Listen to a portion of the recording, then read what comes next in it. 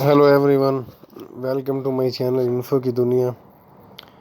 دوستو، آج جس شہر کو میں ایکسپلور کرنے جا رہا ہوں وہ ہمارے ملک پاکستان کا شہر کراچی ہے۔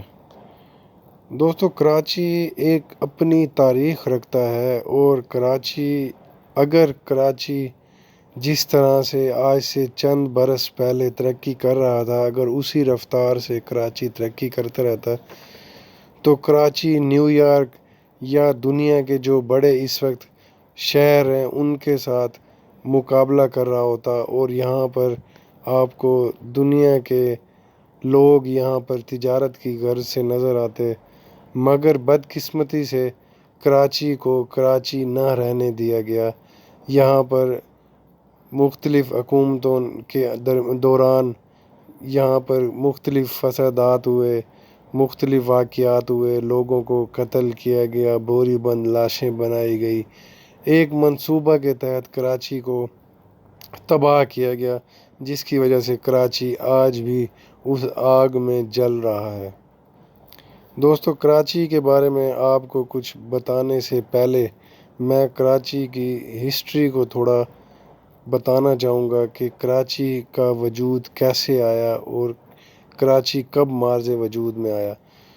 تو دوستو، کراچی کی تاریخ میں آپ کے سامنے اس طرح پیش کرتا ہوں کہ کراچی قدیم یونانی کراچی کے موجودہ علاقے سے مختلف ناموں سے واقف تھے۔ کروکولا، جہاں سکندر اعظم وادی سندھ میں اپنی مہم ممکن کراچی کے بعد اپنی فوج کی واپس باب الروانگی کی تیاری کے لیے خیمہ زن ہوا۔ بندر مرونتوبارا بندرگاہ سے نزدیک جزیرہ منوڑا، جہاں سے سکندر کا سپہ سالار نیار خوس واپس اپنے وطن روانہ ہوا، اور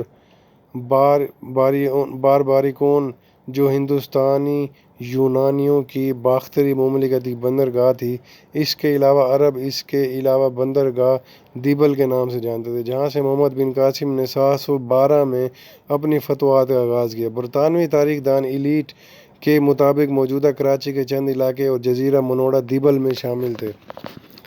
موجودہ نام کراچی سے پہلے کراچی کو مکران بلوچستان کے علاقے کولانچ کی ایک بلوچ مائی جو کولانچ سے ہجرت کر کے یہاں آباد ہوئی تھی کی نسبت سے مائی کولانچی کے نام سے جانا جاتا تھا، جس کی تمام تر آبادی بلوچ تھی۔ مائی کولانچی سے بعد میں کولاچی اور بگڑ کر انگریزوں کے دور میں کراچی ہو گئی۔ 1772 کو مائی کولانچی کو مسقط اور بحرین کے ساتھ تجارت کرنے کے لیے بندرگاہ منتخب کیا گیا۔ اس کی وجہ سے یہ گاؤں تجارتی مرکز میں تبدیل ہونا شروع ہو گیا۔ یوں مائی کولانچی میں بلوچوں کے علاوہ ہمسایہ علاقوں کی کمیونٹی بھی بڑی تعداد میں بس گئی۔ بڑھتے ہوئے شہر کی حفاظت کے لیے شہر کے گرد فصیل بنائی گئی اور مسقط سے توپیں درآمد کر کے شہر کی فصیل پر نصب کی گئی۔ فصیل میں 2 در تھے۔ بلوچی میں در گیٹ کو کہتے ہیں۔ ایک در گیٹ کا رخ سمندر کی طرف تھا، اور اس لیے اس کو بلوچی میں کھارادر، سندھی میں کھارادور کہا جاتا، اور دوسرے در گیٹ کا رخ دیاری ندی کی طرف تھا، اس لیے اس کو بلوچی میں میٹھادر، سندھی میں مٹھدور کہا جاتا تھا۔ کراچی کولانچی خان قلات کی مملکت کا حصہ تھا۔ اس سال سندھ کے حکمرانوں اور خان قلات کے درمیان میں 1795 میں جنگ چھڑ گئی، اور کراچی پر سندھ کی حکومت کا قبضہ ہو گیا۔ اس کے بعد شہر کی بندرگاہ کی کامیابی اور زیادہ بڑے ملک کی تجارت کا مرکز بن جانے کی وجہ سے کراچی کی آبادی میں اضافہ ہوا۔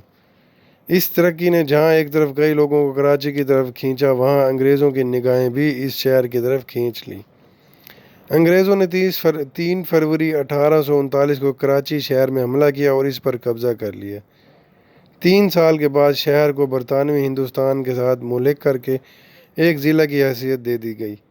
انگریزوں نے کراچی کی قدرتی بندرگاہ کو دریائے سندھ کی وادی کا اہم تجارتی مرکز بنانے کے لیے شہر کی ترقی پر اہم نظر رکھی۔ برطانوی راج کے دوران میں کراچی کی آبادی اور بندرگاہ دونوں بہت تیزی سے مرکز بنانے کے لیے شہر کی ترقی پر اہم نظر رکھی۔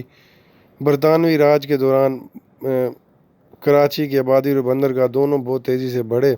1857 کی جنگ آزادی کے دوران کراچی 21ویں نیٹو انفینٹری نے 10 ستمبر کو مغل فرما روا بہادر شاہ ظفر سے بیعت کر لی۔ انگریزوں نے شہر پر دوبارہ قبضہ کر لیا اور بغاوت کا سر کچل دیا۔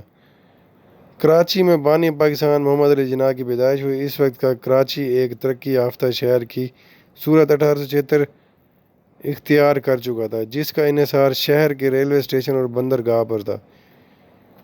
اس دور کی اکثر عمارتوں کا فن تعمیر کلاسیکی برطانوی نو آبادیاتی تھا، جو بر صغیر کے اکثر شہروں سے مختلف ہے۔ ان میں سے اکثر عمارتیں اب بھی موجود ہیں اور سیاحت کا مرکز بنتی ہیں۔ اس ہنی دور میں کراچی ادبی، تعلیمی اور تہذیبی سرگرمیوں کا مرکز بھی بن رہا تھا۔ کراچی آہستہ آہستہ ایک بڑی بندرگاہ کے گرد ایک تجارتی مرکز بنتا گیا۔ 1880 کی دہائی میں ریل کی پٹڑی کے ذریعے کراچی کو باقی ہندوستان سے جوڑا گیا۔ 1881 میں کراچی کی آبادی 73,500 تک، 1891 میں 1,01,99 اور 1901 میں 1,15,407 تک بڑھ گئی۔ 1899 میں کراچی مشرقی دنیا کا سب سے بڑا گندم کی درآمد کا مرکز تھا۔ جب 1911 میں برطانوی ہندوستان کا دارالحکومت دلی بنا تو کراچی سے گزرنے والے مسافروں کی تعداد بڑھ گئی۔ 1936 میں جب سندھ کو صوبہ کی حیثیت دی گئی تو کراچی کو اس دارالحکومت منتخب کیا گیا۔ 1947 میں کراچی کو پاکستان کا دارالحکومت منتخب کیا گیا۔ اس وقت شہر کی آبادی صرف 4 لاکھ تھی۔ اپنی نئی حیثیت کی وجہ سے شہر کی آبادی میں کافی تیزی سے اضافہ ہوا اور شہر خطے کا ایک مرکز بن گیا۔ پاکستان کا دارالحکومت کراچی سے راولپنڈی اور پھر اسلام آباد منتقل تو ہوا، لیکن کراچی اب بھی پاکستان کا سب سے بڑا شہر اور صنعتی اور تجارتی مرکز ہے۔ کراچی 1980 اور 1990 کی دہائیوں میں تشدد، سیاسی اور سماجی ہنگامہ رہیں، دہشت گردی کی لپیٹ میں رہا، لیکن وقت گزرنے کے ساتھ ساتھ اس پر بھی قابو پا لیا گیا۔ مگر کراچی کی خوبصورتی اور کراچی کا امن اس طرح بحال نہ ہو سکا جس طرح بر صغیر کے اندر کراچی کو ایک امن اور پرسکون شہر کا لقب دیا گیا تھا۔